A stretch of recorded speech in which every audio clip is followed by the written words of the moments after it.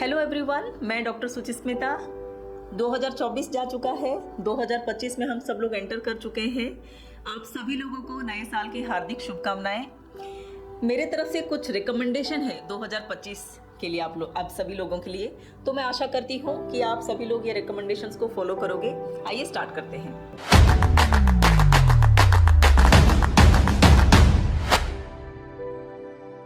तो सबसे पहला जो है, आप लोग का रेगुलर गायनोकोलॉजिकल चेकअप होना चाहिए। ये इसीलिए करना चाहिए क्योंकि आपको लग रहा होगा कि आपका वाइट डिस्चार्ज नहीं हो रहा है, आपका पीरियड ठीक चल रहा है, तो फिर आप क्यों जाओगे गायनोकोलॉजिस्ट के पास। ये इसीलिए जाना होता है क्योंकि आप जब गायनोकोलॉजिस्ट के पास जाओगे तो आपको डॉक्टर रिमाइंड कराते हैं कि क्या आपने पैप स्मीयर एग्जामिनेशन कराया, क्या आप रेगुलर ब्रेस्ट एग्जामिनेशन कर रहे हो, क्या आपने कॉन्ट्रासेप्टिव्स कुछ ले रहे हो। तो बहुत सारी चीज़ें डॉक्टर आपको समझाते हैं।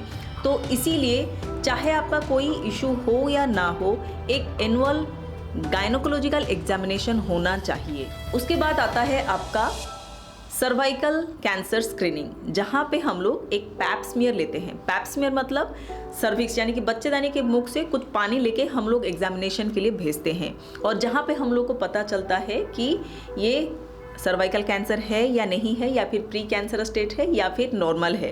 तो ये टेस्ट को 21 साल के बाद सारे लेडीज़ को कराना चाहिए, 3-3 साल गैप में। अगर आप 2024 में नहीं कराए हो तो 2025 के जनवरी में आप ज़रूर इस टेस्ट को कराओ, क्योंकि ये एक ही कैंसर है जिसको हम लोग स्क्रीन कर सकते हैं और जिससे हम लोग बच सकते हैं। उसके बाद आता है आपका ब्रेस्ट हेल्थ। क्या आप सेल्फ ब्रेस्ट एग्जामिनेशन करते हो मंथली बेसिस पे? अगर आप हर महीना आप ब्रेस्ट एग्जामिनेशन नहीं करते हो तो हो सकता है आप कुछ चीज़ मिस कर जाओ। तो ब्रेस्ट एग्जामिनेशन इसीलिए ज़रूरी है क्योंकि आप अगर, ये नहीं है कि कोई गांठ मिलेगा या कुछ मिलेगा, कभी कभी पानी भी निकलता है निप्पल से। तो अगर ऐसे कुछ पानी आ रहा है निप्पल से तो ये इन्फेक्शन हो सकता है, हार्मोनल इशू हो सकता है। छोटे मोटे अगर गांठ है तो वो भी पकड़ में आ जाता है। तो आपको हर महीना ब्रेस्ट एग्जामिनेशन करना है। अभी हम बात करेंगे आपका मेंटल हेल्थ। आपको लग रहा है कि मेरा तो सारा कोई इशू नहीं है, चल रहा है, बट कभी कभी आपका मेंटल हेल्थ जो है ठीक नहीं रहता। जैसे करके कि आपका डिलीवरी हो गया है, उसके बाद आप डिप्रेशन में हो, बट ये बात को आप किसी के साथ डिस्कस नहीं कर पा रहे हो, आपको हर टाइम रोना आ रहा है। बट ये जो चीज़ें हैं ना हस्बैंड के साथ आपने डिस्कस किया, ना अपने फ्रेंड्स एंड फैमिली के साथ डिस्कस किया। अगर आपको लग रहा है कि फिजिकली तो सब ठीक चल रहा है बट मेंटली मैं ठीक नहीं हूँ, तो भी आपको गायनोकोलॉजिस्ट के पास जाना चाहिए ताकि डॉक्टर आपको कुछ टिप्स दें जिसमें आपको इससे राहत मिल सकता है। उसके बाद आता है आपका फैमिली प्लानिंग। क्या आप कंसीव करने के लिए प्लान कर रहे हो? अगर आप कंसीव करने के लिए प्लान कर रहे हो तो भी आपको डॉक्टर से मिलना चाहिए ताकि डॉक्टर आपको गाइड करेंगे कि प्रीनेटल विटामिन्स क्या होता है, प्रीनेटल आप एक्सरसाइज क्या करो, क्या आपका डाइट होना चाहिए। तो ये है। अगर आप कॉन्ट्रासेप्शन कुछ लेना चाहते हो, कॉन्ट्रासेप्टिव मेथड्स कुछ फॉलो करना चाहते हो, तो भी अपने डॉक्टर से मिलें, और कौन सा कॉन्ट्रासेप्टिव मेथड में क्या साइड इफ़ेक्ट्स है ज़रूर जान लें। इसके साथ साथ अगर आपको कुछ मेनोपॉज का सिम्टम्स हो रहा है और आपका मेनोपॉज हो चुका है बट अभी तक आपने डॉक्टर्स के साथ कोई कंसल्टेशन बुक नहीं कराया है, तो इट्स हाई टाइम कि आप अपने डॉक्टर के पास जाके मिलो, क्योंकि आपका ड्राई वजाइना है, आपको बार बार रात में वॉशरूम जाने के लिए पड़ रहा है, आपका मूड स्विंग्स हो रहा है।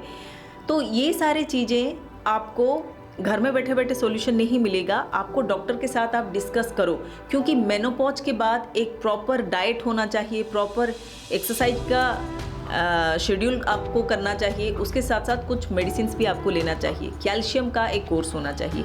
ये सारे आपके डॉक्टर आपको बताते हैं। उसके बाद आता है आपका सेक्सुअल हेल्थ। बहुत सारे पेशेंट्स हैं जो अपने सेक्सुअल हेल्थ के बारे में बिल्कुल डिस्कस नहीं करते। अगर आपका कुछ भी इशू हो रहा है, पेन ड्यूरिंग सेक्स हो रहा है, आपका लिबिडो बहुत कम है, आपको सेक्स करने का मन नहीं करता, या किसी भी टाइप का इशू रिलेटेड सेक्सुअल प्रॉब्लम, तो आप अपने डॉक्टर के साथ जाके उसको बात करो। तो 2025 में आपको और एक चीज़ों का ध्यान रखना बहुत ज़रूरी है, वो है लाइफस्टाइल मॉडिफिकेशन। लाइफस्टाइल मॉडिफिकेशन खाली पीसीओडी पेशेंट्स के लिए नहीं होता, सारे लेडीज़ के लिए लाइफस्टाइल मॉडिफाई करना पड़ेगा। बिकॉज आजकल का पॉल्यूशन लेवल इतना हाई हो चुका है, हम लोग जो खान पान करते हैं उसमें भी पेस्टिसाइड्स है, हम लोग को जो भी हम लोग साग सब्जी खाते हैं वो भी हम लोग को भरोसा नहीं होता कि इसमें क्या क्वालिटी होगा। तो इसी के लिए आपका लाइफस्टाइल मॉडिफिकेशन आपको ज़रूर करना चाहिए। तो लाइफस्टाइल मॉडिफिकेशन में क्या आता है, आपको 30 मिनट्स रेगुलर एक्सरसाइज सबको, सारे लेडीज़ को करना चाहिए। और वो पूरा 7 डेज़ अगर आप नहीं कर पा रहे हो तो एटलीस्ट फॉर 5 डेज़ आपको करना चाहिए। तो क्या होगा, 150 मिनट्स आप पर वीक अगर एक्सरसाइज करते हो तो उसमें आपका हार्ट का जो हेल्थ है वो मेंटेन रहता है अकॉर्डिंग टू WHO। सो इसीलिए 30 मिनट्स एक्सरसाइज आप करो। उसके साथ साथ आपको जंक फूड नहीं लेना चाहिए। जंक फूड आप ले रहे हो तो आप अपने कोलेस्ट्रॉल लेवल बढ़ा रहे हो, आप अनहेल्दी डाइट से आपका रिप्रोडक्टिव हेल्थ को ख़राब कर रहे हो। तो जंक फूड को अवॉइड कीजिए।